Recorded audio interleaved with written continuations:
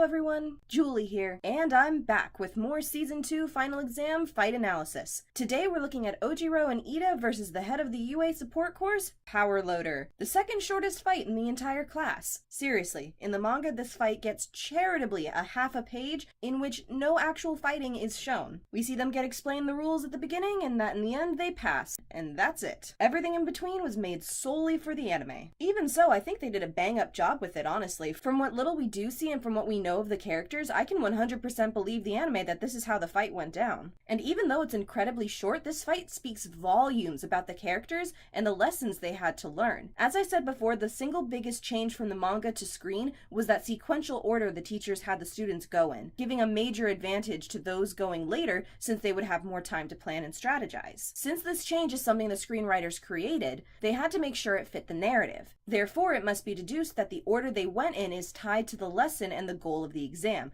i.e. getting the students to realize their weaknesses and give them opportunities to overcome them. So we have to ask, why this placement, why this pair, why this stage and teacher, and ultimately, what were they supposed to learn and overcome? At first glance, it may seem obvious, but this fight is actually much deeper than you think. Let's examine the students first. Both Iida and Ojiro are exceptional students academically speaking, ranking in the top 10 in their midterm exams. Fighting-wise, we haven't seen much of Ojiro, though we know he possesses a high level of skill and strategical thinking from the fact that he was able to hold his own against a large group of villains by himself during the attack on the USJ. An impressive feat, to say the least. As for Iida, we have seen time and time again his proficiency for pre-planning, planning, and strategy both in groups and on his own. A point highlighted in this episode when Iida is the first of his class to suggest coming up with a plan with his partner for this fight. And boy howdy do they go all out. They pull out maps of their stage's terrain, plotting locations, and coordinating the usage of their quirks. Both students' quirks' fighting styles, engine and tail, center around speed and mobility. Iida using the boost of speed from his legs to create high-powered kicks, and Ojiro using his tail to climb, propel himself in the air, and fight using his martial arts skills. So the teachers, in order to hit them where they were weakest, negated where they were strongest. They placed them in a stage with rough and uneven terrain. This would take away Iida's ability to safely run and easily maneuver. This wouldn't be as terrible for Ojiro, who would still be able to fight without too much trouble if he was able to face his opponent head on. And that's where Power Loader comes in. His quirk, Iron Claws, gives him, well, iron claws that he uses to tunnel underground. This tunneling ensured Ojiro wouldn't be able to easily face his opponent or even predict where his opponent would surface to face him, and you can't beat a foe you can't fight. Also, as head of the support course, this enables him access to equipment, such as his power suit, which quickens his tunneling, as well as traps to place in the ground. From what we see of the traps, they appear to cause a small explosion that, while not devastating, causes enough damage to the surrounding ground for it to cave in. This makes maneuverability even more difficult and dangerous for someone like Iida. This all essentially left our dynamic duo as sitting ducks in their starting area, unable to move safely or even fight their opponent on their terms. And now we must ask, why this slot? Why third? This is actually a surprisingly deep question. Let's break it all down, shall we? The anime teachers aren't stupid and they aren't blind. Based off of the little we see of their meeting about this exam, we can see they clearly know their students' skills, abilities, and natures remarkably well. Take a look at this. If you ignore the first slot, where the teachers couldn't place anyone other than Sato and Kirishima because them going first was so integral to their plan for those two's lessons that no one else could have it, and look at the first three pairs of students, you notice an interesting pattern. All the, for lack of a more intelligent term, strategy stat heavy characters are slotted to go earliest in the exam. Except for Izuku, but we'll get to that. Don't you worry your little analytic heads, there is a reason. Each of these characters is known for their level-headedness, intelligence, and planning skills. This clearly shows that the teacher's intent was to challenge them by ratcheting up the pressure on those strengths. So they put them all in positions where they had to go into a fight with as little preparation time as possible. Of course, the teachers couldn't absolutely guarantee how long each match would take, considering the matches were technically allowed to last up to 30 minutes, but it would be safe for them to predict based on these students' abilities that if they adapted and overcame their weaknesses, or didn't in Sato and Kirishima's case, that at least the first two fights would be relatively short. With that plan in mind, you'd think that they would give the least amount of planning time to the strongest strategists,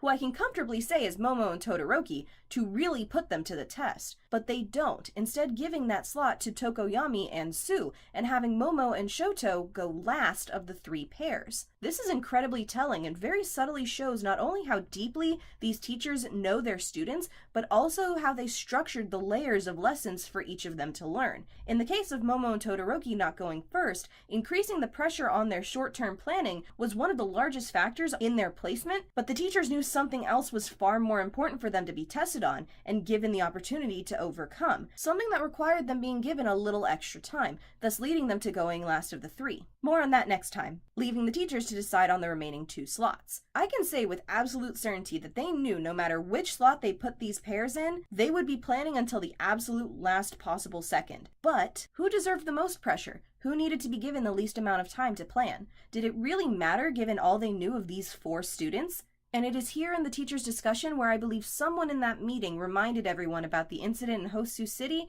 and the attack on the USJ. For 3 of these students, no, it didn't really matter at all where they were placed. But for Iida, it was different. Iida, who so diligently tried to ensure the orderly running of class, who planned boarding and seating arrangements on buses, who a month ago wasn't willing to leave his classmates and teachers behind during the attack on the USJ because he saw it as ignoble to be running away, who had to be reminded by 13 that running meant saving his classmates, saving everyone by getting help. Iida, who after the paralysis of his brother just a few weeks ago, lost himself in hatred and bloodlust, who was ready to go full rogue vigilante and murder the person responsible no matter what, who didn't even register or acknowledge Stain's latest bleeding victim when he found him, so consumed was he on revenge, who admitted that he lost sight of what it meant to be a hero in that fight, and acknowledged and took ownership of his faults, one spat at him from the mouth of an enemy no less, who after reflecting on his selfish behavior, on his inability to see what was most important was not himself but the saving of others, immediately jumped to protect those around him, and without hesitation took a knife in the arm for Todoroki, one that judging by its length could have easily killed him since it was aimed at his chest, who after all this strove to embody what it meant to be a hero. That is the Iida who the teachers are setting up this lesson for. That was the Iida walking into this exam. They even went as far as to remind him of the entire incident while explaining the exam's rules, to remind him what he was striving for, what he used to be, and all that he had endeavored to overcome and redeem himself of. Now, they still had to challenge him, of course, but I think they gave him that little extra bit of time so as to give him a chance to fall back into the routines of the old Iida, the spreadsheet-loving, planning, strategy, organization, hyper-fanboy he is. I can't say that the teachers predicted the combination he came up with for himself and Ojiro. Honestly, I have no idea how else they could have got out of that situation the teachers came up with safely, and yet, all the same, Iida found the lesson. He was able to realize that in the impossible situation he was in, that using his quirk to save his teammate was the most important thing, even if he was screwed being left alone to fight this type of villain while his teammate got help. Remember, in this setup, if Iida was left alone, he would be unable to do just about anything. The terrain is trap-ridden and uneven, making it ill-suited for him to run or sprint on.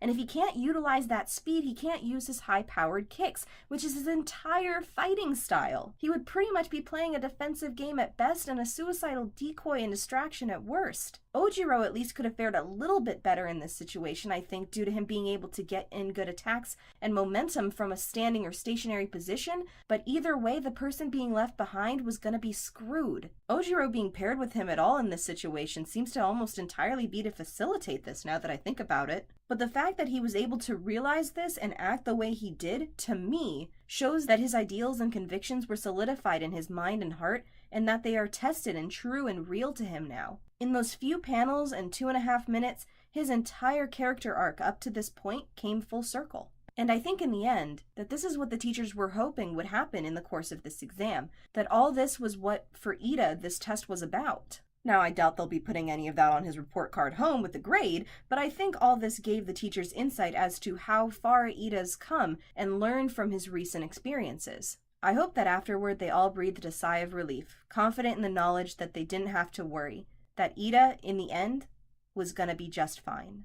I hope you all enjoyed that. This was a really fun one to analyze, and what a journey it was. Don't forget to comment and tell me what you think of all of this, and like, favorite, subscribe if you feel it worthy. And OMG everyone, one more month to season 3, are you hyped?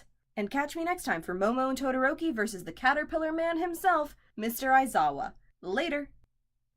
I kid you not, my original analysis for this was like 3 pages. I thought this fight had almost no substance at first, that they just wanted to place 2 high-mobility quirk users in a place they couldn't be mobile and see what they did. Until the simple question of, why 3rd and not 2nd, suddenly hit me while typing up that sad, boring script. I began to think about how arbitrary their placement seemed to be, about why did they choose Tokoyami and Sue to go before them, what was the reason? I already had some of Momo and Todoroki's episode floating in my mind as well, and I began to think, wait, why weren't they first of these 3? And it all spiraled from there.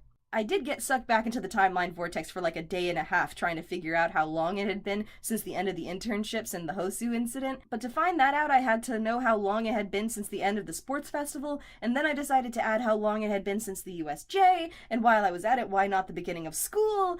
And before you knew it, I was drafting up fake calendar months, researching Japanese school academic calendars before I finally realized I was letting it consume all of my waking thoughts, dreams, living being, and mortal soul, and was finally able to break away. Which then put into my head the idea of mapping out the timeline of events for each of the individual manga novels, and Lord help me because I can't stop thinking about that idea now. Please pray for me, everyone.